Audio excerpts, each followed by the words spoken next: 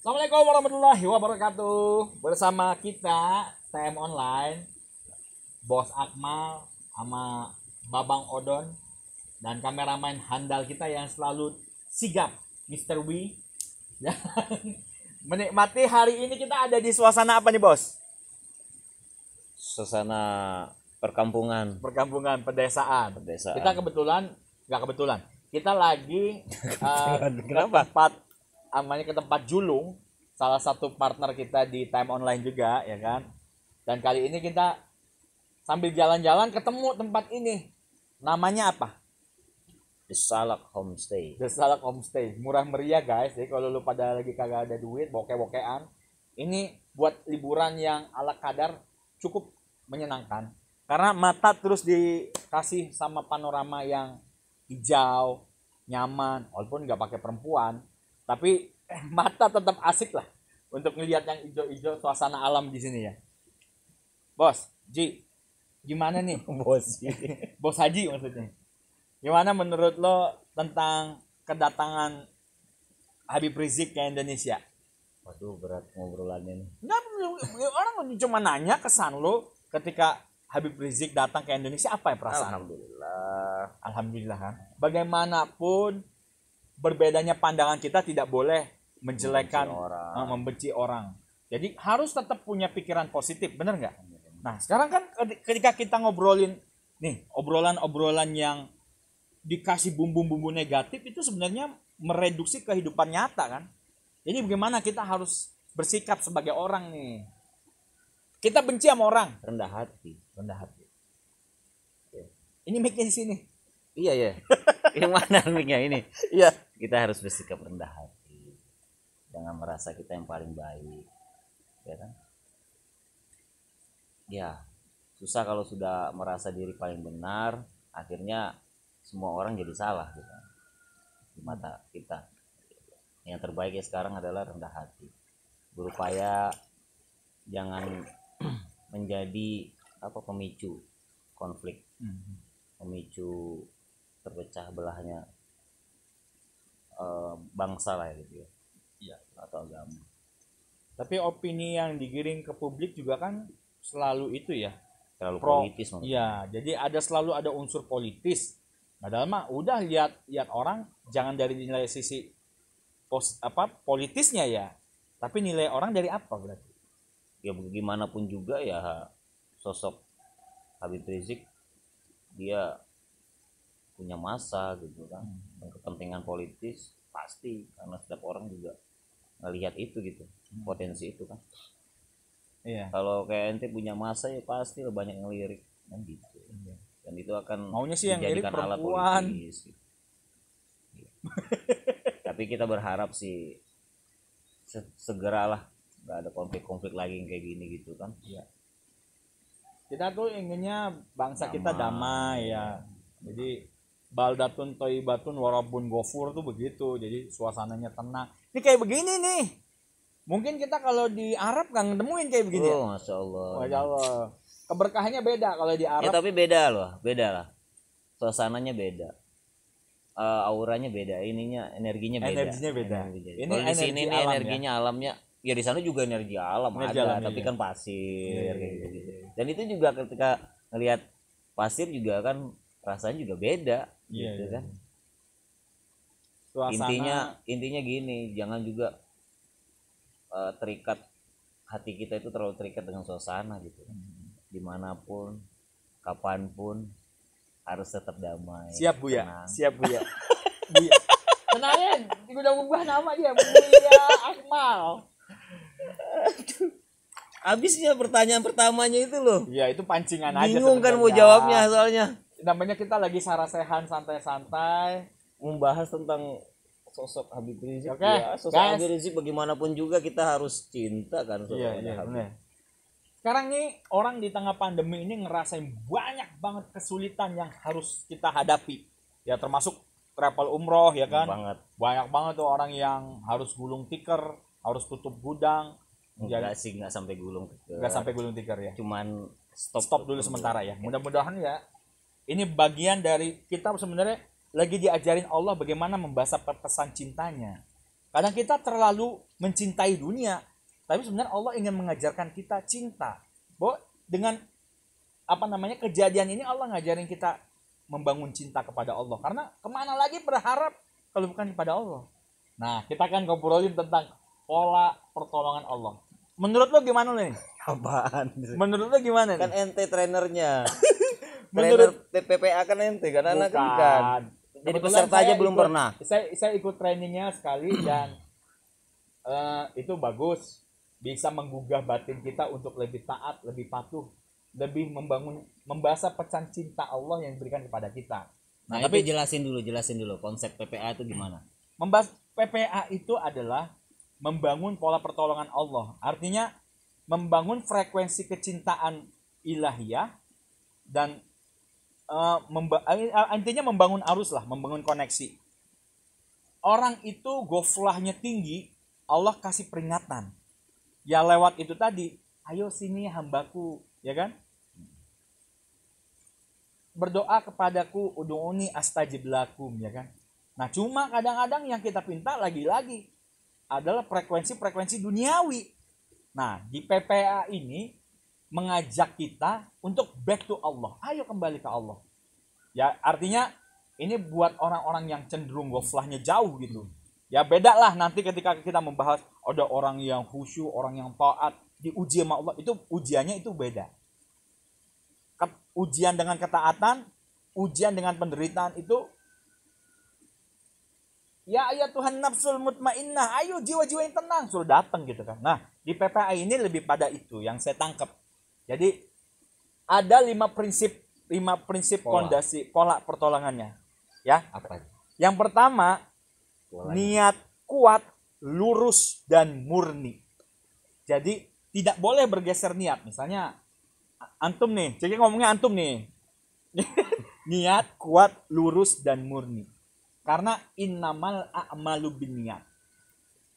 Kita harus kuat, harus punya kemurnian dalam niat. Salat ketika ingin dunia, salat duha ingin dunia. Kayaknya itu enggak Allah lagi, udah dunia yang kita pengen kan. Jadi bagaimana lo ngelihatnya nih Gizi? Lihat apa? Niat kuat, lurus dan murni. Ya harus begitu sebetulnya. Ibadah juga memang harus kuat niatnya secara niat. Cuman lagi-lagi kan kembali pada kita, segala sesuatu itu kita kembali ke niatnya. Niat kita itu melakukan sesuatu itu untuk apa gitu. Nah, memang semuanya kan berawal dari niat. Pertolongan Allah itu juga akan datang ketika kita sudah meniatkan niatnya untuk apa kan gitu. Ketika kita niatnya untuk bantu manusia, benar apa enggak gitu. Misalkan kita melakukan kebaikan untuk melakukan kebaikan itu karena ada unsur manusianya juga, itu benar atau enggak kan gitu. Enggak benar juga menurut saya gitu loh. Iya kan? Gue apa saya? Anak. Oh ya, anak. Canda guys. Baik lagi guys. Iya, kayak gitu. Jadi kalau memang dari awalnya sudah niatnya karena Allah, ya pertolongan Allah itu akan datang. Itu setuju banget, sepakat. Jadi memang di awalnya dari niat, dan niatnya itu harus lillahi ta'ala. Ketika sudah lillahi ta'ala, pertolongan Allah juga insya Allah ada. Makanya tuh cuman kan maksudnya itu aneh nih yang nanya nih ke antum nih gitu kan. Ada yang mau nanya ke antum itu kan ada pola pertolongan Allah. Itu polanya itu yang gimana sih pola itu kita? Inna zonni abdi. Dasarnya kan manusia itu Allah itu berdasarkan prasangka manusia. 5 prinsip ini ya manusia bagaimana cara mendekati Allah, ya itu tadi ada polanya, ada torikohnya, ada jalannya. Nah itu tadi ketika niat yang pertama itu tadi adalah niat yang kuat, lurus dan murni. Makanya penting banget tuh niat yang kita apapun kan pernah dibilang tuh sama orang Jepang juga bahwa kerja itu ibadah. Kenapa bahasanya nggak langsung niat lillahi ta'ala ya? Ini mungkin bahasanya ya bahasa biar sampai ke publiknya lebih luas aja. Ya kalau kita bicara frame Islam, ya kan niat murni itu niat yang seperti apa kan gitu. niatnya itu loh, niat kan harus Azam diucapkan. itu kan. Azam itu kan. Ya niat murni itu niat apa gitu. Jadi misalkan Oke, kita melakukan baca kebaikan, kita niat, geber niatnya satu-satu niat ya. murninya memang melakukan kebaikan, misalkan gitu. Iya. Apa gitu loh pola caranya gitu. Oke, ini saya bantu juga ada literasi yang bisa jadi patokan kita apa yang dimaksud dengan niat kuat, ikhlas dan murni itu ya. Sebentar. Nah, ini. Niat kuat, lurus dan murni. Kuncinya luaskan niat. Nah, ini yang paling penting sebenarnya dalam PPA. Hampir 80% obrolan di PPA ini, pola pertolongan Allah ini, ngobrolin tentang makna niat tadi. Nah, contohnya begini.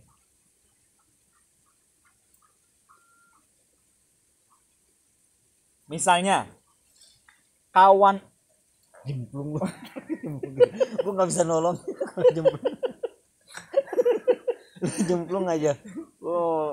Oga gue narik lu 100 kilo. ini loh Ustadz nih.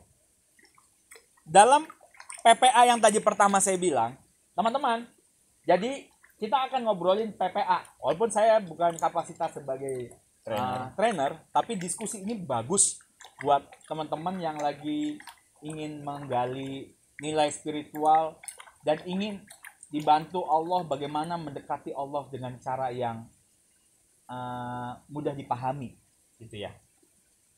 Yang pertama itu tadi poinnya niat kuat, lurus, murni. Kuncinya luaskan niat.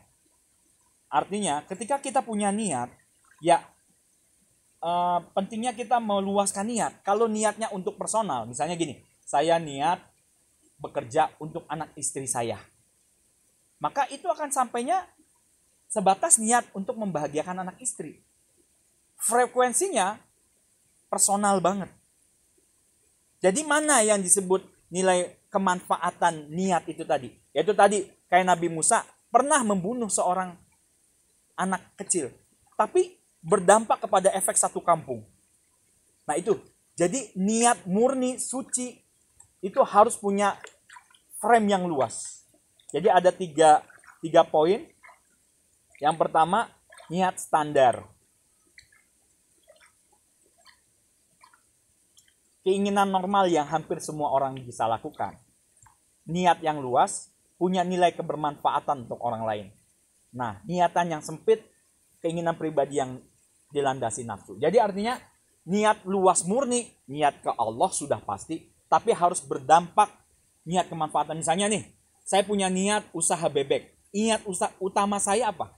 Ya Allah, kalau misalnya saya punya, Allah kasih saya 1 miliar dalam 1 bulan, maka saya punya niat selalu berbagi sedekah nasi bungkus 5.000 sehari.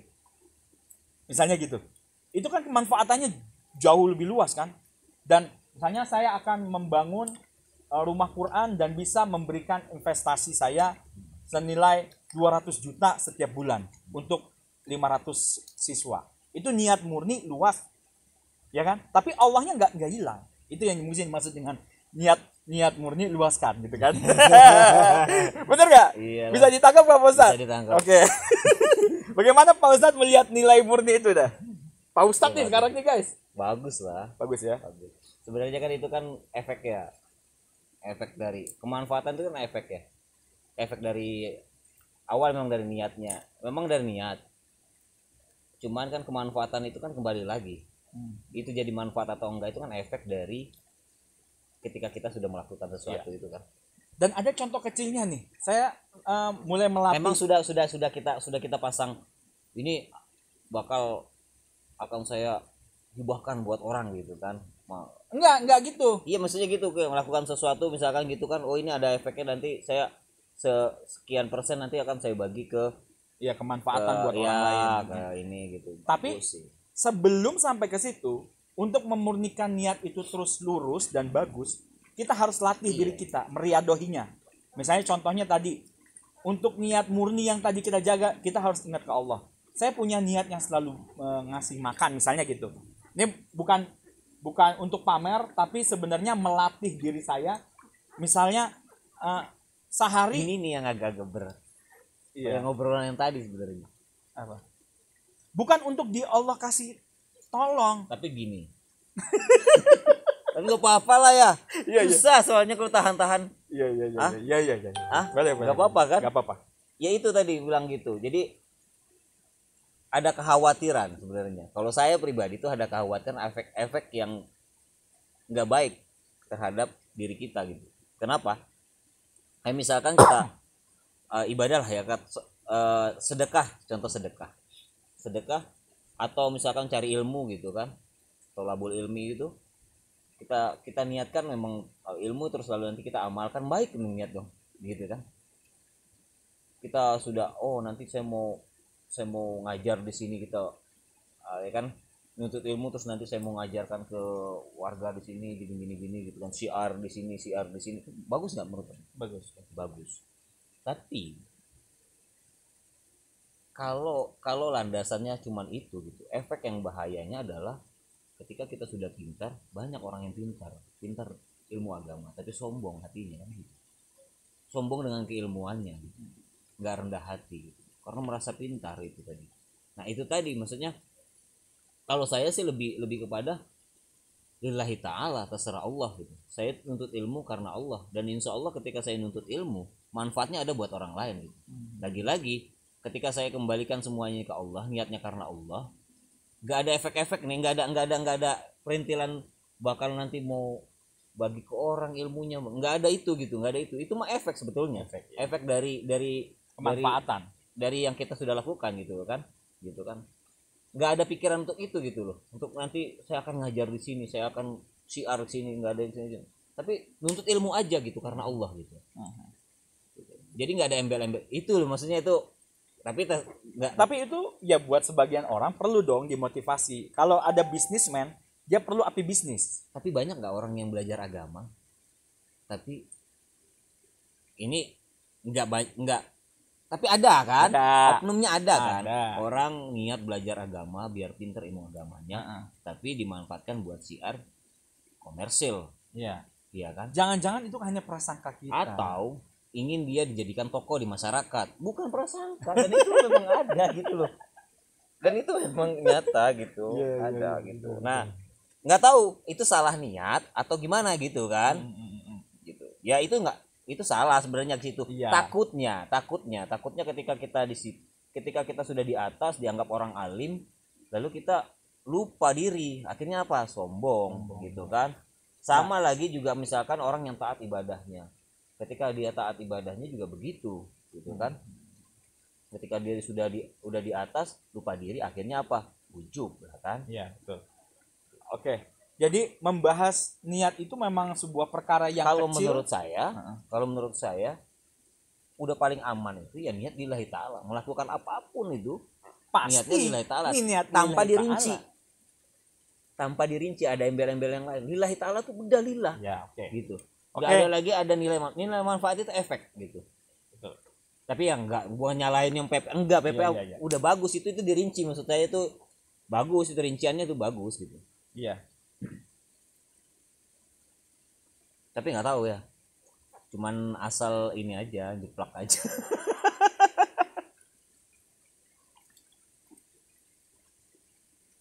Tapi memang kan kita lihat sekarang itu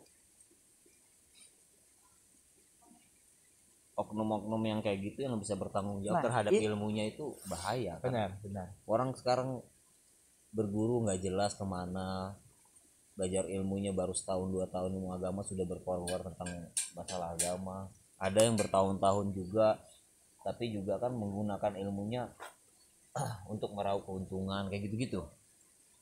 Ada juga lagi orang udah ilmunya banyak segala macam, akhirnya apa, melecehkan orang-orang yang bodoh kan gitu.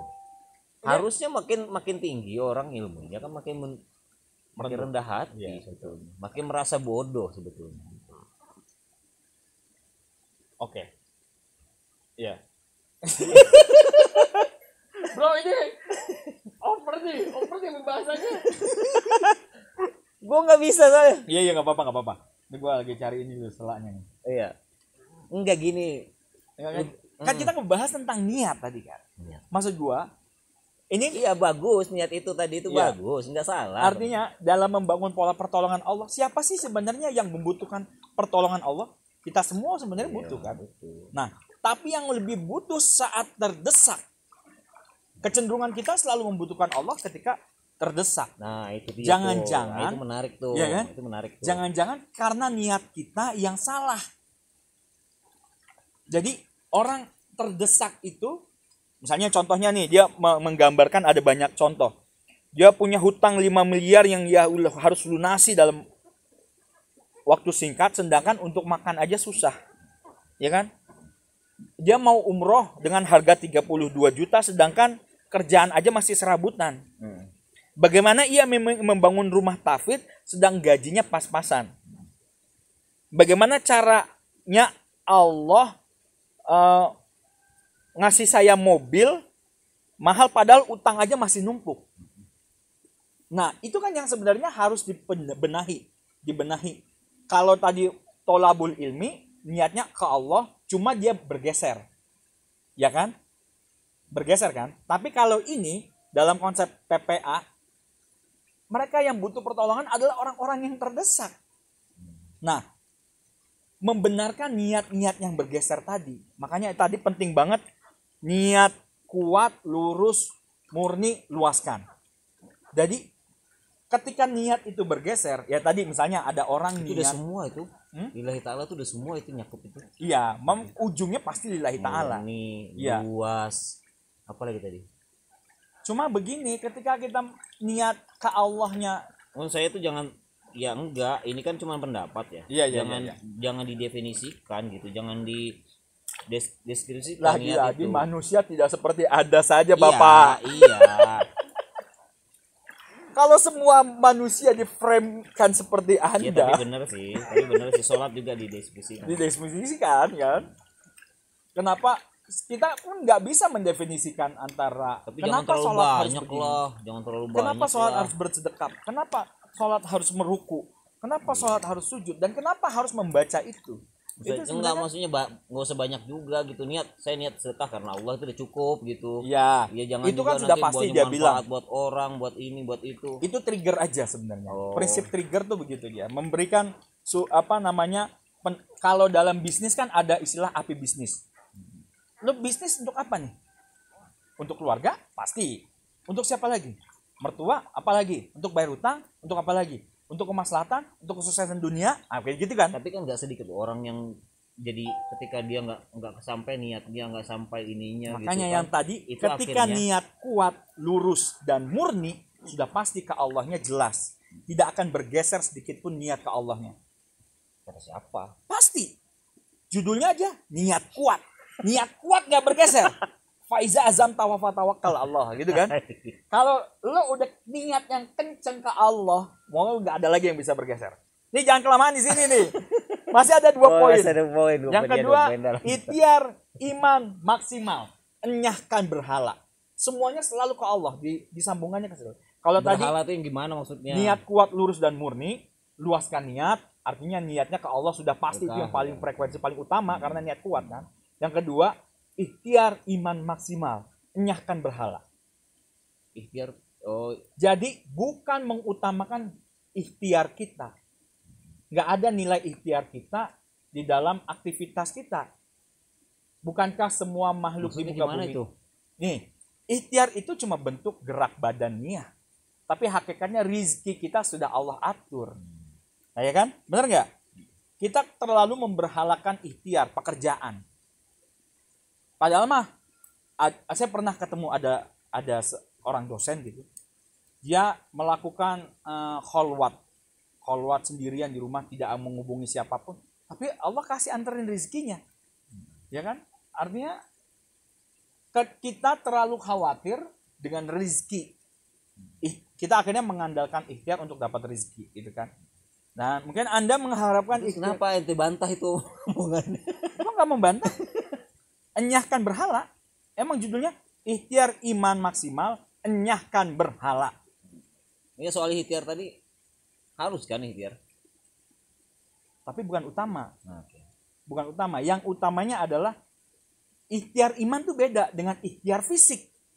Ikhtiar iman tuh yakin ke Allah yang memberikan rizki, yang menolong hidup kita. Nasrun minallahi fathun qarib, kayak gitu-gitu kan. Kok penceramah gak sih guys? Ya jadi kiai aja lu. Hah? Waduh, kelamaan. Oke, yang kedua ikhtiar iman maksimal. Kuncinya enyahkan berhala. Ya. Nanti ini bukan berhala yang berbentuk patung, tapi berhala di sini adalah uang, jadi atasan, kerjaan, warisan, handphone, pasangan, saldo rekening, ayat-ayat Quran yang disimpan di dompet, batu akik, itu berhala. Jadi lupakan semua, sadarkan kembali hanya kepada Allah. Ini baru kita membahas dua, nanti kita bahas di Gak TKN banget sih. Hah? Ya nantilah ada frekuensinya. Jadi di Ramadan aja lah ngobrolin hidup sehat dah. Hidup sehat bahagia. Pola hidup sehat dan bahagia menurut Akmal dan Ramdan gitu aja. Ya abis sih tadi mau bahas PPA. Ya udah guys. Oke. Jadi intinya apapun aktivitas kita, niat utama, niat kuat, luaskan. Ya kan? Ikhtiar iman maksimal, enyahkan berhala. 2 poin ini menjadi trigger untuk kita taqarrub ilallah.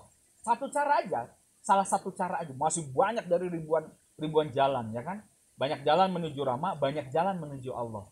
Seperti Jalaluddin Rumi, bagaimana ekstase menuju Allah sebelum perjalanannya menuju Syams Tabriz sampai kepada Allah. Nanti kita akan bahas di pembahasan berikutnya bersama Ramdan Sehari-hari dan Akmal Kalabel dan TM Online.